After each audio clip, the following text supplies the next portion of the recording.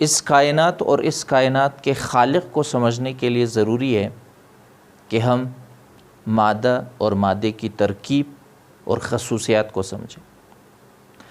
मादे की तरकीब और ख़सूसियात को समझने के लिए ज़रूरी है कि केमिस्ट्री की इल्म से मुस्तफ़ीद हो जाए।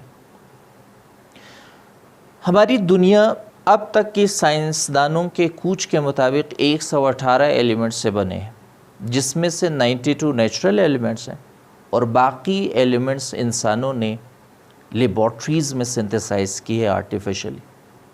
इस तारुफ़ी लेक्चर में हम पीरियोडिक टेबल और पीरियोडिसिटी को समझने की कोशिश करेंगे। यहाँ पे एक पीरियोडिक टेबल का रफ़ स्केच बनाया गया है ताकि हम पीरियोडिक टेबल और उससे जुड़ी चंद बुनियादी बातों को समझने की कोशिश करें। जो पीरियोडिक टेबल का रफ़ स्केच, ये मॉडर्न पीरियोडिक टेबल, ये हमारी सबसे जदीद पीरियोडिक टेबल है। ये पहले से पेश किए गए तमाम पीरियोडिक टेबल की एडवांस्ड और मॉडिफाइड फॉर्म है। इस पीरियोडिक टेबल में आपको जितने भी एलिमेंट्स या अनासर है, उन अनासर को वर्टिकल और फिर हॉरिजेंटल अरेंजमेंट नज़र आ रही। एलिमेंट्स के इस वर्टिकल अरेंजमेंट को ग्रुप कहा जाता है और फिर इस हॉरिजेंटल अरेंजमेंट को पीरियड का नाम दिया गया है। हमारे पास ये जो ग्रुप नंबर फर्स्ट है, जिसमें टॉप पे हाइड्रोजन एलिमेंट है, फिर lithium, sodium, potassium, rubidium, caesium, francium. जिन 7 एलिमेंट्स का यहाँ पे जिक्र मैंने किया, इन एलिमेंट्स की केमिकल प्रॉपर्टीज सेम है और ये केमिकल प्रॉपर्टीज़ एक ख़ास इंटरवल के बाद रिपीट होती हैं। मिसाल के तौर पर अगर हम फर्स्ट एलिमेंट की बात कर लें, तो फर्स्ट एलिमेंट के बाद जो नेक्स्ट एलिमेंट होता है, 2 एलिमेंट के बाद इस एलिमेंट की प्रॉपर्टी रिपीट हो रही है। इस एलिमेंट और इस एलिमेंट को छोड़ के हाइड्रोजन और हीलियम के बाद जो थर्ड एलिमेंट आ रहा है, लिथियम, लिथियम की प्रॉपर्टी हाइड्रोजन की प्रॉपर्टी से इस बुनियाद पे मैच कर रहा है कि दोनों के आखिरी मदार में एक इलेक्ट्रॉन है और दोनों अपने इस इलेक्ट्रॉन को आसानी से लूज़ कर सकते हैं, आसानी से इलेक्ट्रॉन दे सकते हैं।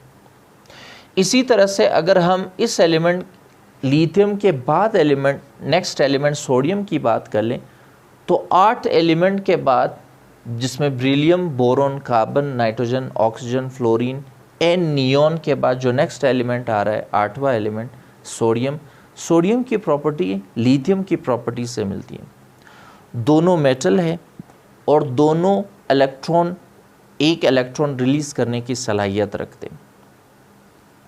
इसी तरह से फिर नेक्स्ट जो एलिमेंट पोटेशियम है, ये 8 एलिमेंट के बाद पोटेशियम की प्रॉपर्टी रिपीट होगी, यानी इसकी प्रॉपर्टी सोडियम के प्रॉपर्टी से मिलती जुलती होगी। और फिर नेक्स्ट एलिमेंट जो रुबीडियम है, 18 एलिमेंट्स के बाद इसकी प्रॉपर्टी रिपीट होती है। और फिर इसी तरह से एक ख़ास इंटरवल के बाद हर नेक्स्ट एलिमेंट की प्रॉपर्टी ऊपर वाले एलिमेंट की प्रॉपर्टी से मिलती जुलती है। तमाम एलिमेंट्स को स्टेबुलर अरेंजमेंट में रखने का मकसद ये है कि एक जैसे खसूसियात रखने वाले एलिमेंट्स की खसूसियात रिपीट हो या एक जैसी खसूसियात रखने वाले एलिमेंट्स एक ही सीक्वेंस में या एक ही ग्रुप में उसको फरोया जा सके या समोया जा सके। इस अरेंजमेंट ऑफ एलिमेंट्स को हम पीरियोडिक टेबल का नाम देते हैं, जिसको यहाँ पे हमने मेंशन किया है कि tabular arrangements of elements with similar properties repeating their properties. तो एलिमेंट्स की ऐसी टेबुलर अरेंजमेंट जिसमें एक जैसे खसूसियात रखने वाले एलिमेंट्स एक ख़ास वक्फ़े के बाद अपनी खसूसियात को रिपीट कर ले, इसको हम पीरियोडिक टेबल का नाम देते। फिर इसी तरह से एक और इस्तिलाह यहाँ पे पीरियोडिसिटी ऑफ प्रॉपर्टीज़। पीरियोडिसिटी का मतलब यहाँ पे उन खसूसियात के रिपीटिशन को हम नाम देते हैं पीरियोडिसिटी। मिसाल के तौर पर एक इलेक्ट्रॉन लूज़ करने की सलाहियत, मेटालिक प्रॉपर्टी अगर सोडियम के अंदर पाया जाता है तो एक इलेक्ट्रॉन लूज़ करने की प्रॉपर्टी और फिर मेटालिक प्रॉपर्टी ये पोटेशियम के साथ भी पाया जाता है, रुबीडियम, सीजियम और फ्रांशियम इन एलिमेंट्स के साथ पाया जाता है। इसको हम कहते हैं recurrence of properties.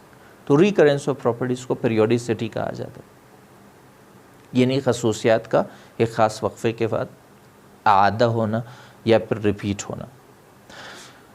Periodic table के फॉर्मेशन का सबसे बड़ा मकसद ये है कि जितने भी एलिमेंट्स हैं, इन एलिमेंट्स को आसानी से समझाने में और समझने में मदद फराहम की जा सके।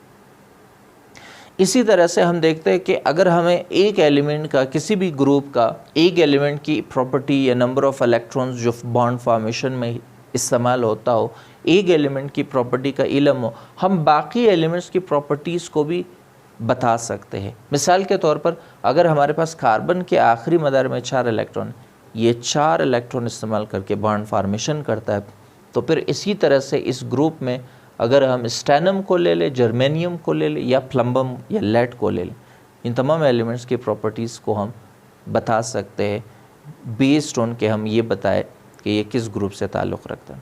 फिर इसी तरह से जो पीरियोडिक अरेंजमेंट होती है, पीरियोडिक अरेंजमेंट में भी एलिमेंट्स की जो प्रॉपर्टीज़ है, इनके अंदर यकसानियत या मुशाबिहत पाया जाता है।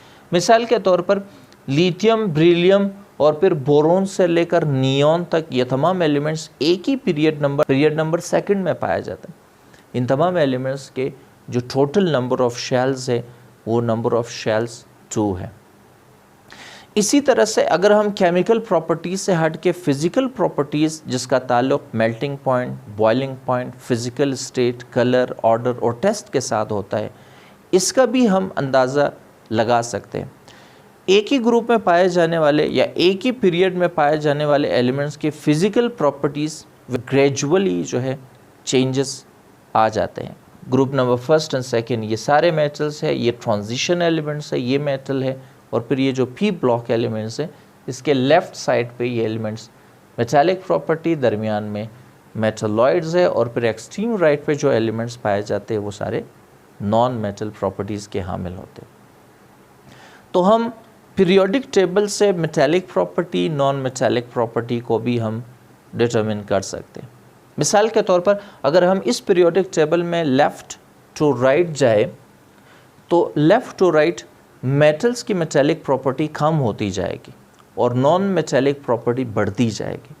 और फिर इसी तरह से अगर हम अलोंग द ग्रुप ऊपर से नीचे की तरफ आ जाए तो ऊपर से नीचे आते वक्त मेटालिक प्रॉपर्टी बढ़ती है और नॉन मेटालिक प्रॉपर्टी कम हो जाती है। फिर इसी तरह से और भी बहुत सारी प्रॉपर्टीज़ है जिनका इस पीरियोडिक टेबल में जिसको समझना काफ़ी आसान होता है। उम्मीद है इस लेक्चर में आपने जो इंट्रोडक्टरी बातें पीरियोडिक टेबल से रिलेटेड है, पीरियोडिक टेबल इटसेल्फ क्या होती है और पीरियोडिसिटी क्या होती है, आपने समझ लिया हो।